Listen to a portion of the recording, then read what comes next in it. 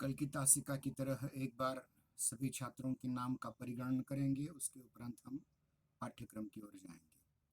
उमेश जीवन अन्नभुले अंबाजी मल्लप्पा बनसोड़े अक्षय संजय भड़ श्रीकांत बजरंग चौहान हनुमंत काशीनाथ दाते प्रफुल्ल युवराज गायकवाड़ राहुल किशन गोरे अश्विनी महादेव जाधव तेजस आदिनाथ कदम सुदर्शन नवनाथ कानड़े राजेंद्र अम, बालाजी राजेंद्र कंदे भूषण अमोल कठारे नीलेश जालिंदर खापरे अभिषेक विजय कुमार क्षीरसागर सायली शहाजी लोंढे ऋतुजा दशरथ माने ओमकार सोमनाथ कोळगे पाटील जैद जावेद शेख शुभम प्रभाकर शेळके विशाल विजय सुरवसे मुकेश भारत सुरवसे कार्तिक बजरंग थोरात पृथ्वीराज पद्माकर वाकुरे और तनुजा बलवंत यल्लाल। तो ये छात्रों के नाम थे। अब हम कल जो भाग हमने लिया था यानी व्यावसायिक लेखन में हमने बहुत सी बातें देखी थी जिनमें प्रारूपण टिप्पण उसके उपरांत संक्षेपण उसके उपरांत प्रतिवेदन लेखन के दो दो तासिकाएं प्रत्येक के लिए थी। यह पाठ्यक्रम यहाँ समाप्त हो जाता है। लेकिन गत सत्र में बहुत से छात्रों ने रिस्पांस नहीं दिया था, प्रतिसाद नहीं दिया था, इसलिए एक भाग हमारा रहा था, वो है व्यावसायिक पत्रों के प्रारूप। अब व्यावसायिक पत्रों के प्रारूप कैसे बनते हैं इस पर आज हम चर्चा करेंगे। देखिए, व्यावसायिक अगर हम पाठ्यक्रम को थोड़ा सा देखने की कोशिश करेंगे तो हमारा अभी बीए बीएससी की तुलना में केवल 25% पाठ्यक्रम हुआ है, क्योंकि बीए बीएससी को 4 तासिकाएं और आपको केवल 2 तासिकाएं मिलती हैं। तो ये तासिकाओं का संख्या भी बढ़ाने का हम प्रयास करेंगे। लेकिन मुझे ऐसा लगता है कि यदि हम जो प्रत्येक वीडियो डाल रहे हैं उसका ठीक ढंग से अध्ययन किया तो आपको कोई कठिनाई पाठ्यक्रम में नहीं होगी। हम प्राचार्य जी के आदेश से बीकॉम की तासिकाएं बढ़ाने का भी प्रयास करेंगे, क्योंकि बीकॉम अंग्रेजी का भी शायद पाठ्यक्रम पीछे रहा है, उसके लिए कुछ समझना पड़ेगा, सोचना पड़ेगा उस पर। तो देखिए कि इस पाठ्यक्रम को समझने के लिए, जानने के लिए हमें व्यावसायिक पत्र लेखन का प्रारूप, देखिए प्रारूप लेखन के अंतर्गत ये सारी बातें आती थी। इन बातों को आप समझने का प्रयास करेंगे, ऐसे मेरा एक अंदाजा है, आशा है। देखिए, व्यावसायिक पत्र का जो प्रारूप होता है, जो मैंने आपको गूगल मीट पर और व्हाट्सएप पर भी और गूगल क्लासरूम में भी मैंने कुछ पीडीएफ डाली है। उन पीडीएफों को ठीक ढंग से अगर आप देखेंगे तो आपको इस बात का अंदाजा हो जाएगा कि इसके प्रारूप कितने होते हैं। तो व्यावसायिक पत्र का जो प्रारूप होता है, समझिए एक कागज है, इस प्रकार का एक कागज है। इस कागज पर किस प्रकार से व्यावसायिक पत्र लिखना है इसका आज हम अभ्यास करेंगे।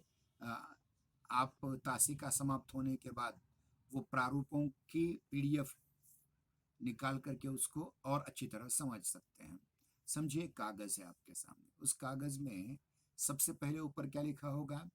जिस व्यावसायिक प्रतिष्ठान में आप काम कर रहे हैं, मतलब जो प्रेषिती है, प्रेषक नहीं, प्रेषक है। प्रेषक का मतलब जो पत्र लिख रहा है उस व्यक्ति का, उस व्यावसायिक प्रतिष्ठान का उसमें नाम आएगा, उसका लेटर हेड आएगा, व्यवसाय संबंधी विवरण आएगा, महत्वपूर्ण फोन नंबर आएंगे, ईमेल आईडी आएगा, व्हाट्सएप नंबर आएगा, टेलीग्राम नंबर आएगा। ये सब कुछ ऊपर छपा होता है। जिस प्रकार से देखिए यहाँ इस प्रकार से ये छपा हुआ है। एक व्यावसायिक कंप्यूटर का केंद्र है ओमकार कंप्यूटर, तो उसने अपनी सारी जानकारी यहाँ छापी है। इस प्रकार से किसी भी पत्र को आरंभ करने से पहले उसका लेटर हेड होना जरूरी है। उसके उपरांत क्या जरूरी है, ध्यान रखिए, थोड़ा सा आगे जाएंगे हम। क्या जरूरी है कि प्रतिष्ठान का पता उसके सामने, जो कंपनी है, जो प्रतिष्ठान है, जो व्यावसायिक केंद्र है, जो व्यावसायिक संस्थान है, उसका पता उसमें आना चाहिए। देखिए, उसमें प्रतिष्ठान का नाम आएगा, नाम के बाद उसके व्यवसाय का विवरण आएगा, उसमें उसका पता आएगा, फिर उसमें फ़ोन नंबर आएगा, व्हाट्सएप नंबर आएगा, टेलीग्राम नंबर आएगा, ईमेल आईडी आएगा, जिसके जिसके कारण यह पत्र जिसको दिया जाएगा, भेजा जाएगा, वह आपको समय समय पर कांटेक्ट कर सके, संपर्क में रह सके।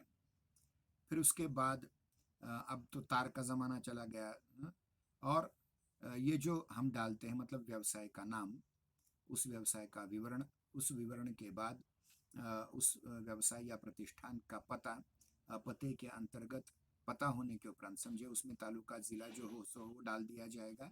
और उसके बाद मैं फिर से कह रहा हूँ कि फ़ोन नंबर, जो पुराने ज़माने में तार नंबर और फैक्स नंबर डालने थे, उसकी ज़रूरत नहीं है अब वो टेलीग्राम नंबर हम डालेंगे, टेलीग्राम ऐप का नंबर, मोबाइल का नंबर, व्हाट्सएप का नंबर, या कोई अन्य जो विवरण उसका है उसमें डाल देंगे। फिर उसके उपरांत नीचे जैसे ही वो पट्टी समाप्त हो जाएगी, मतलब ये पट्टी समाप्त हो जाएगी, तो क्या होगा, एक और पत्र संख्या होगी, उसके दाहिनी ओर, बाईं ओर, कागज के बाईं ओर, अपनी बाईं ओर, मतलब कागज के दाहिनी ओर क्या होगी, दिनांक, पत्र संख्या होगी, जिसको आप पत्र लिखना चाह रहे हैं, उस व्यक्ति को उस पत्र की संख्या से उसका एक प्रकार से वह अंदाज़ा करेगी कि ये क्या है, इसलिए उसमें पत्र संख्या डालनी बहुत ज़रूरी है। उसके उपरांत उसी समांतर रेखा में बाईं ओर से दाहिनी ओर जाते समय दाहिनी ओर तिथि लिखनी है, तिथि मतलब दिनांक लिखनी है, ये किस दिनांक को पत्र भेजा जा रहा है, लिखा जा रहा है नहीं, भेजा जा रहा है। बहुत बार ऐसा होता है कि व्यावसायिक पत्र का या किसी भी पत्र का प्रारूप बनाने की दिनांक अलग होती है और पत्र भेजने की दिनांक अलग होती है। तो यहाँ जहाँ तक हो सके पत्र भेजने की दिनांक आप उसमें लिखें, पत्र संख्या के बाद पत्र लिखने की संख्या, फिर उसके बाद संबोधन करना है। सेवा में, सेवा में जिसको अंग्रेजी में टू या मराठी में प्रति कहते हैं, उसको हिंदी में सेवा में लिखा जाता है। फिर उसके उपरांत प्रेषिती का नाम, जिसको आप पत्र भेज रहे हैं उसका नाम और पता, पूरा नाम और पूरा पता उसमें होना चाहिए। ये होने के बाद यह पत्र किस विषय के संदर्भ में लिखा जा रहा है, किस विषय में लिखा जा रहा है, विषय लिख करके कोलन और डैश दे करके आगे वह विषय लिखना चाहिए। समझिए, आपको किसी प्रतिष्ठान से, किसी कंपनी से कुछ पुस्तकें मंगवानी है, तो वो पुस्तकें मंगवाने के बारे में इस प्रकार लिख सकते हैं, या कोई अन्य किसी भी प्रकार का विषय वहाँ लिखें। अगर आप हाथ से लिख रहे हैं पत्र, तो उस विषय को अधोरेखित करना नहीं भूलना। अगर आप टाइप कर रहे हैं तो उस विषय को आपको बोल्ड फॉन्ट में लेना चाहिए, ताकि पत्र जब किसी को आपका पत्र किसी को भेजा जाए तो वो तुरंत इस प्रकार के पत्रों का वर्गीकरण करके उस व्यक्ति की ओर भेज दें उसका उत्तर देने के लिए। तो विषय निर्देश के बाद संदर्भ निर्देश, इसी जिसको हम पत्र लिख रहे हैं उस व्यक्ति के साथ पहले कभी पत्र व्यवहार हो चुका है क्या, और जिस विषय के बारे में पहले पत्र व्यवहार हो चुका है, जिस व्यक्ति को हो चुका है, तो उसका पहले संदर्भ लिखना चाहिए। मतलब ऊपर आपने क्या डाला है, पत्र संख्या, तो पत्र संख्या क्रमांक, संदर्भ लिख करके पत्र संख्या, इसके पहले जो व्यवहार हो चुका है, पत्र व्यवहार हो चुका है, उसकी पत्र संख्या और उसकी दिनांक आएगी संदर्भ में। फिर उसके उपरांत संबोधन करना है। देखिए, महोदय, सादर नमस्ते, ये हिंदी की अपनी एक विशिष्ट शैली है। आदरपूर्वक जिस व्यक्ति से आप रूबरू हो रहे हैं, जिस व्यक्ति को पत्र लिख रहे हैं, जिस व्यक्ति से आपका पहले से पत्र व्यवहार चल रहा है, इस समय चल रहा है और आगे भी चलेगा, उसको आदर देना है। महोदय, सादर नमस्ते। फिर उसके उपरांत विषय वस्तु कलेवर 1 परिच्छेद, 2 परिच्छेद, 3 परिच्छेद, जितना भी हो सके, ज़्यादा है तो ज़्यादा परिच्छेदों में उसे विभक्त कीजिए, या फिर एक पृष्ठ पर ही 1-2 परिच्छेदों में उसकी आपूर्ति हो सकती है। अब देखिए, यहाँ मज़ेदार बात यह है कि अगर, जैसे मैंने अभी कहा था कि आपने विषय का निर्देश किया, आपने संदर्भ का निर्देश किया, लेकिन इस विषय और संदर्भ के निर्देशन के साथ जिस विषय को लेकर के आप ये पत्र लिख रहे हैं, उस विषय को लेकर के ही क्रमशः महत्वपूर्ण बात पहले, फिर गौण बातें नीचे, इस प्रकार से 2-3 परिच्छेदों में आप वो पत्र लिखें। और पत्र लिखने के उपरांत स्वनिर्देश करना है दाहिनी ओर, पत्र के दाहिनी ओर, मतलब इधर इधर इधर दाहिनी ओर, यहाँ स्वनिर्देश करना चाहिए, मतलब आपका लिखना चाहिए, आपका, या फिर संस्कृतोद्भव शब्दों में भवदीय लिखा तो भी चलेगा, आपका। और फिर उस पर हस्ताक्षर, जो पत्र वो लिखने वाला जो मुख्य अधिकारी है, मतलब पत्र कोई क्लर्क तैयार करेगा, लेकिन प्राचार्य या कोई बड़ा व्यक्ति उस पत्र को लिखने वाला है, ऐसा कहकर उसका हस्ताक्षर, फिर उस व्यक्ति का नाम, जिसका हस्ताक्षर है उस व्यक्ति का नाम, और उसके नीचे उस व्यक्ति का पद। ये 3-4 चीजें आ जाती हैं स्वनिर्देश में। और उसी के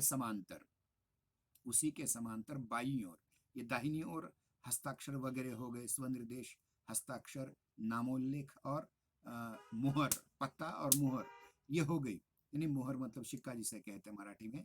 तो उसी के समांतर बाईं ओर क्या होना चाहिए, ये दाहिनी ओर हुआ, बाईं ओर क्या होना चाहिए, बाईं ओर ये होना चाहिए कि क्या उस पत्र के साथ कोई और कागजात जोड़े हैं, जिसको हम मराठी में कहते हैं सोबत, तो हिंदी में उसे कहा जाता है संलग्न। क्या संलग्न कोई प्रपत्र जोड़ रहे हैं, मतलब केवल एक ही कागज और एक कागज को यहाँ नत्थी करके 2-4 कागज आपने जोड़ दिए हैं, और उन कागजों में क्या है ये भी आपने नीचे लिखना है। मतलब उदाहरण के रूप में संलग्न पत्र में एक आंकड़ा दे करके आपको लिखना है कि आप इस कागज के साथ कौन सा कागज जोड़ रहे हैं। और साथ ही हो सकता है एक ही प्रकार के कागज, एक ही प्रकार के पत्र आपको एक से ज्यादा लोगों को भेजने पड़ रहे हैं, तो आपको उसमें क्या लिखना है, उसमें ये लिखना है आपको कि इस पत्र की प्रतिलिपियां कहाँ कहाँ भेज रहे हैं। प्रतिलिपि प्रेषित जिसे कहा जाता है, मतलब एक ही पत्र, समझिए आपको 2-4 पुस्तकों की दुकानों को भेजना है, जहां से आपको सस्ता मिलेगा आप वो लेंगे, तो 2-4, मतलब यही पत्र है, यही पत्र मैं सरस्वती बुक डिपो को भेज रहा हूँ, यही शारदा बुक डिपो को भी भेज रहा हूँ, यह साहित्य सागर नाम के बुक डिपो को भी भेज रहा हूँ। तो देखिए कि एक ही प्रकार का पत्र अगर आप एक से अनेक लोगों को भेजते हैं, तो संलग्न प्रपत्र के नीचे प्रतिलिपि प्रेषित कह करके उन व्यक्तियों के पते उल्लेख करने अत्यंत आवश्यक है। तो एक प्रकार से ये प्रारूप हुआ किसी भी एक पत्र का। अब इस पत्र के प्रारूप को थोड़ा सा और समझने की कोशिश करें। मैं फिर से कह रहा हूं कि जो पत्र आप भेज रहे हैं उसका एक कागज होगा, उस कागज में सबसे पहले जिस संस्थान, जिस प्रतिष्ठान, जिस वाणिज्य व्यापार संबंधी कंपनी या किसी छोटे मोटे कारोबार संबंधी किसी छोटे मोटे संस्था का उसमें पहले नाम आना चाहिए, फिर उसके बाद उसका विवरण आना चाहिए, वो कौन कौन से काम करती है वो संस्था, वो विवरण आना चाहिए एक पंक्ति में।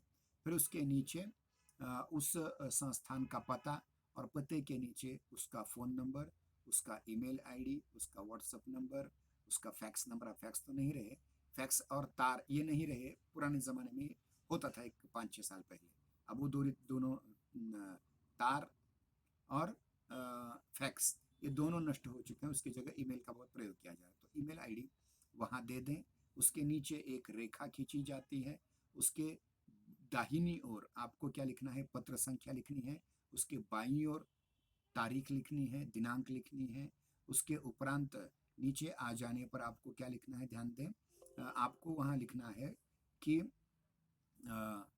सेवा में जिसको अंग्रेजी में टू और मराठी में प्रति कहते हैं, उसकी जगह हिंदी में सेवा में अथवा संस्कृतोद्भव देखा जाए तो सेवायाम लिखना चाहिए। फिर उसके उपरांत जिसको आप पत्र भेज रहे हैं, जिसको हम कहते हैं प्रेषिती का नाम और पता उसमें संलग्न हो। प्रेषिती का नाम और पता आ जाने के उपरांत उसके नीचे विषय लिखना चाहिए, जिस विषय को लेकर के ये पत्र व्यवहार आप कर रहे हैं। और इस पत्र व्यवहार के उपरांत, इस पत्र व्यवहार से पहले इसी विषय पर इसी व्यक्ति को पहले कोई पत्र भेजा गया था क्या, वो उसका संदर्भ निर्देश आपको करना चाहिए। संदर्भ में क्या होता है, पत्र संख्या होती है और पत्र संख्या के साथ साथ पत्र जिस दिनांक को भेजा है उस दिनांक का भी वहाँ उल्लेख किया जाता है। उसके उपरांत उसको संबोधन करना चाहिए, महोदय, सादर नमस्ते। उसके उपरांत आप जितनी भी आपकी विषय वस्तु, आप जो भी लिखना चाहते हैं, 2-3 पंक्तियों के 4-5 परिच्छेद आप कर सकते हैं या 6 पंक्तियों के 2-3 परिच्छेद कर सकते हैं, आपकी इच्छा पर। और ध्यान रखिए उसमें भी क्या आना चाहिए, उसमें उस विषय को, जिस विषय को लेकर के पत्र लिखा जा रहा है, उसका उल्लेख तो आपने पहले किया है विषय के रूप में, विशेष निर्देश के रूप में, लेकिन उसको अब खोलना चाहिए, मतलब उसे खुलकर कहना चाहिए।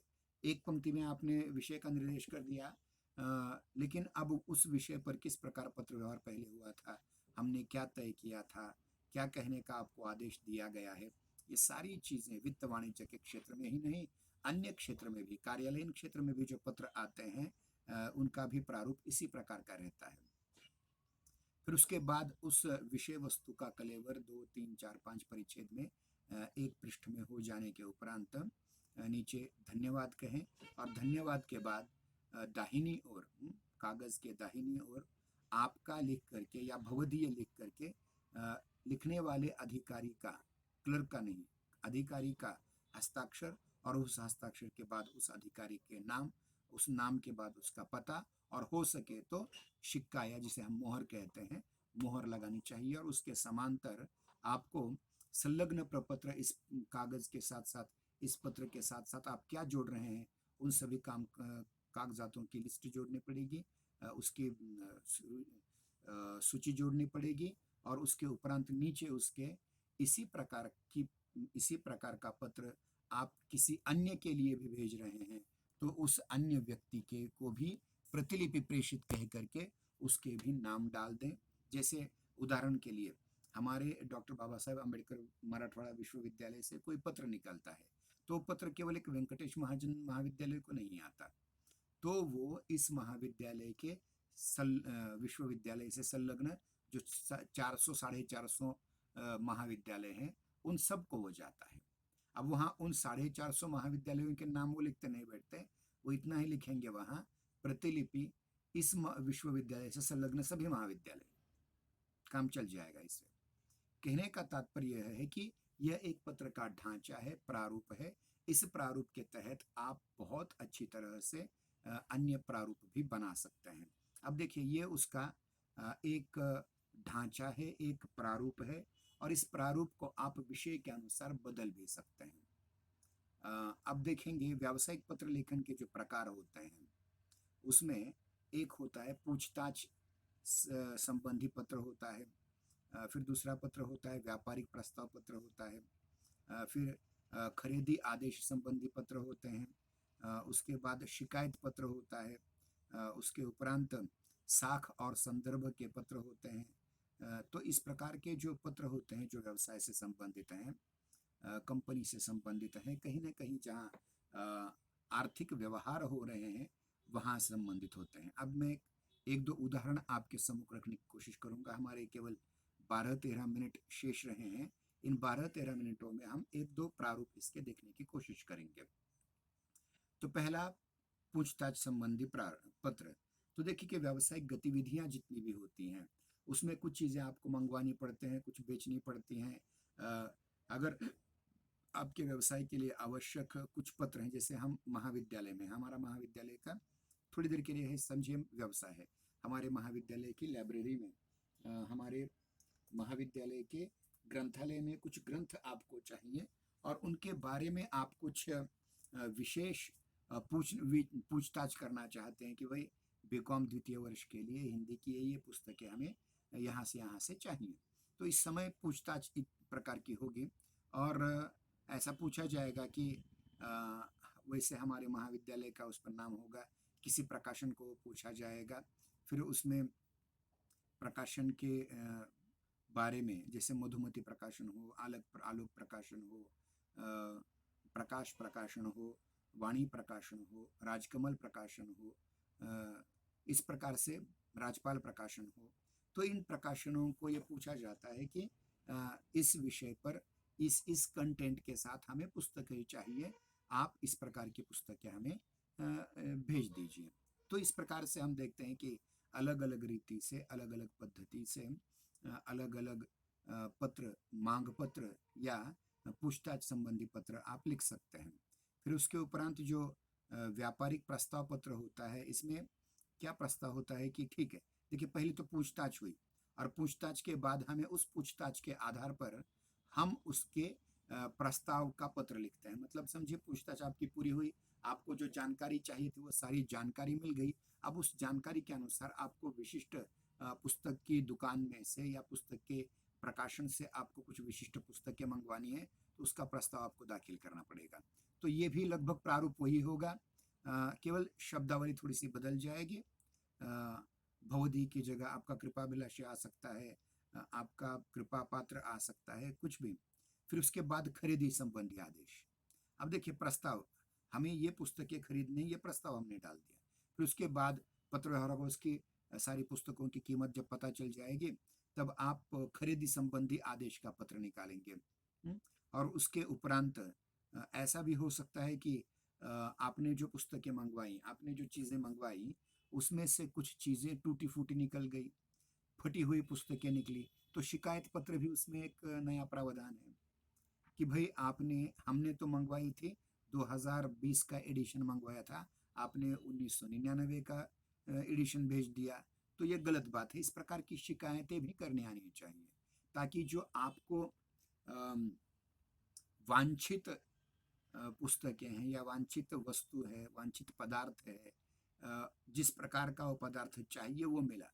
और अगर आपकी शिकायत है तो शिकायत आप कर सकते हैं, और जो खराब माल है, खराब पुस्तकें हैं या आउट ऑफ डेट पुस्तकें हैं, वापस भी कर सकते हैं और फिर नई मंगवा सकते हैं। अब देखिए ये सारी मनुष्य की छोटी मोटी गलतियां होती हैं। अब देखिए कि ये शिकायत पत्र, उस शिकायत पत्र के अनुसार आपकी शिकायत दर्ज करके अगर वे नया माल आपको देते हैं पुराना वापस करके, तो अच्छी बात है। वरना क्या होता है कि जो इस प्रकार के गलत व्यवहार करेगा, उसकी अपने बाजार में उसकी साख को बट्टा लग जाएगा, और उस साख के कलंक को मिटाने के लिए वो क्या करेगा, अपने प्रतिष्ठान की इज्जत बचाने के लिए, साख बचाने के लिए, वह लगातार रूप से अच्छा व्यवहार लोगों के साथ करेगा, अपने ग्राहक को धोखा नहीं देगा, अपने ग्राहक को जो वांछित माल है वही सप्लाई करेगा। अगर इसमें कोई शिकायत मान मान ली नहीं जाती, तो साख को बट्टा लगेगा, और कभी कभी साख और संदर्भ के पत्र भी देने पड़ते हैं। ये अमुक अमुक व्यक्ति की गलती से हुआ। देखिए अब हुआ क्या, गत वर्ष हमने जो अंतर्राष्ट्रीय संगोष्ठी ली थी, अंतर्राष्ट्रीय ऑनलाइन वेब संगोष्ठी ली थी, तो उस जिस संस्था की ओर से हमने ली थी, उसको हमने कुछ पैसे मुहैया कराए थे, और उन पर कुछ पुस्तकें मंगवाई थी, वो पुस्तकें आज तक पहुंची नहीं। तो मैंने लगभग 8-9 शिकायत पत्र दे दिए। तो उनका ये कहना है कि आप दिल्ली आकर के ले जाइए। अब ये थोड़ी सी कठिन बात हो गई।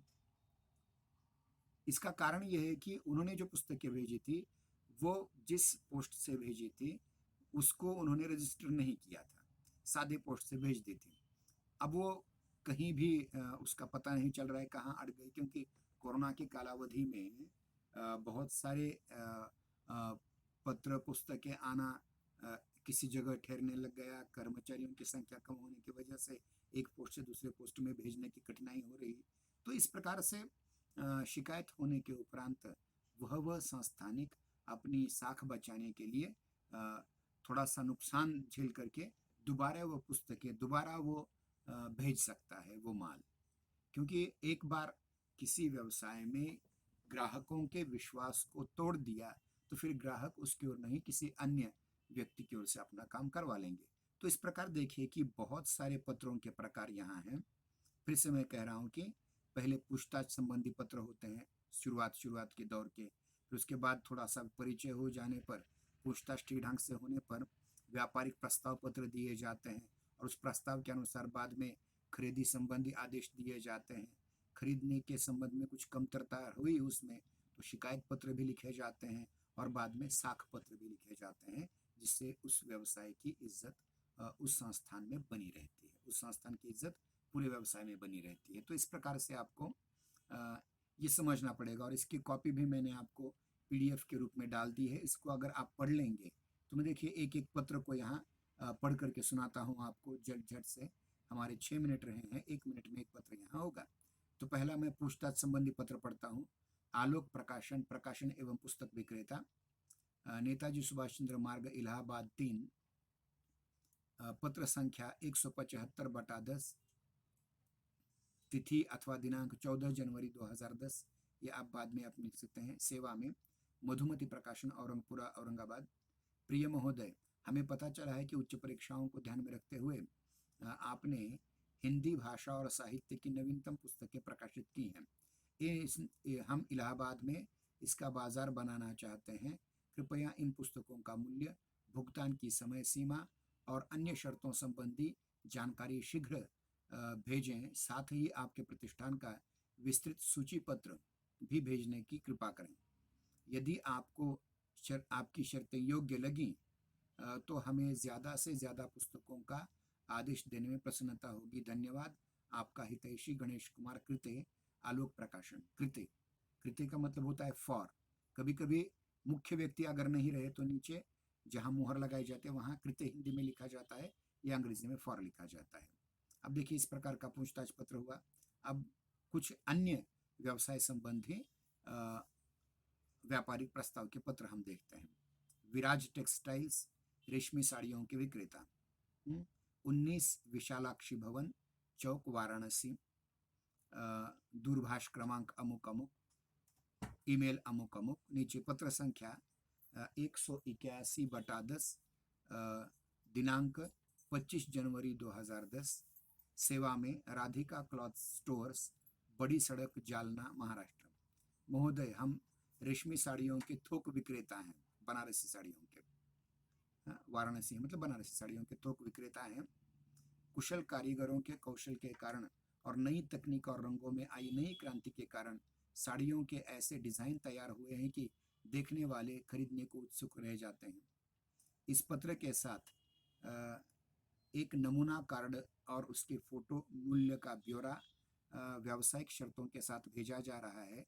हमें विश्वास है कि आपको हमारी साड़ियाँ निश्चित ही पसंद आएंगी और आप जल्दी ही माल भिजवाने का आदेश देंगे। धन्यवाद, आपका कृपाभिलाषी दीपक कुमार, व्यवस्थापक, विराजा टेक्सटाइल्स।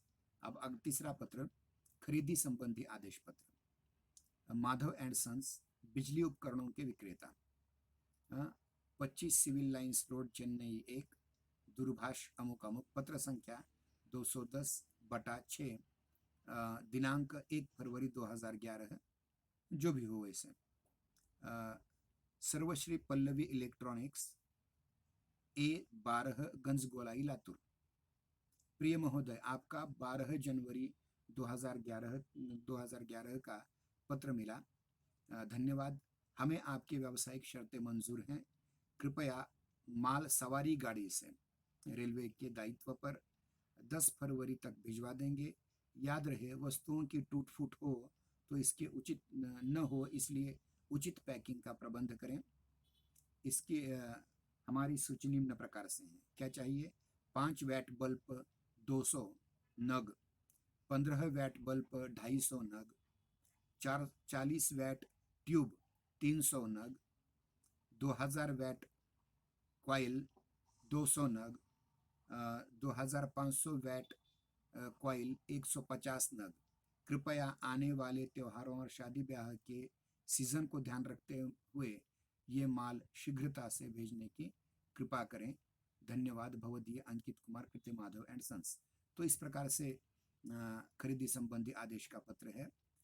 अब रह गया शिकायत पत्र और साख पत्र, वो भी जल्दी जल्दी लेकर के समाप्त करेंगे। 2 मिनट रहे हैं केवल। पटेल टेक्सटाइल्स, ड्रेस मटेरियल के थोक विक्रेता। अब ये शिकायत पत्र है, ध्यान रहे। 1 स्नेहनगर, पटेल चैम्बर्स, अंबेजोगाई, दूरभाष डैश डैश, पत्र संख्या 1255/9/9, तिथि 18 अगस्त 2020। इस प्रकार से सर्वश्री बोहरा टेक्सटाइल्स, चौपासी रोड, जोधपुर। प्रिय महोदय, हमें बड़े खेद के साथ कहना पड़ता है कि हमारे प्रतिष्ठान के ने पिछले माह ही तैयार ड्रेस मटेरियल भेजने का ऑर्डर आपको दिया था। इसके तहत अग्रिम राशि का ड्राफ्ट भी भिजवा करके भुगतान कर दिया गया था पैसों का। अभी तक आपसे कोई उत्तर नहीं मिला है। आगे त्योहारों का सीज़न है, त्योहारों का मौसम है। समय पर अगर माल नहीं पहुंचा तो हमारा बहुत नुकसान हो सकता है।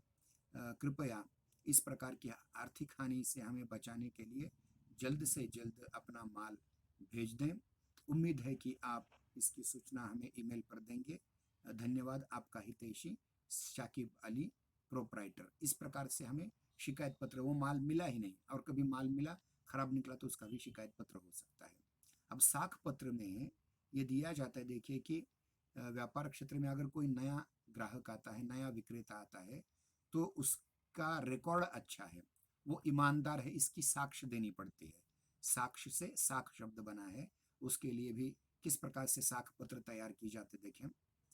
ख्याति spares parts private limited, spares part के निर्माता, रजिस्टर्ड ऑफिस 5वीं पुलिया, CHB गांधी सर्कल, जोधपुर। दूरभाष अमुक अमुक, पत्र संख्या 380/10, तिथि या दिनांक 17 अक्टूबर 2009, प्रति प्रवीण ऑटो पार्ट्स, सरोजनी देवी मार्ग, जालना।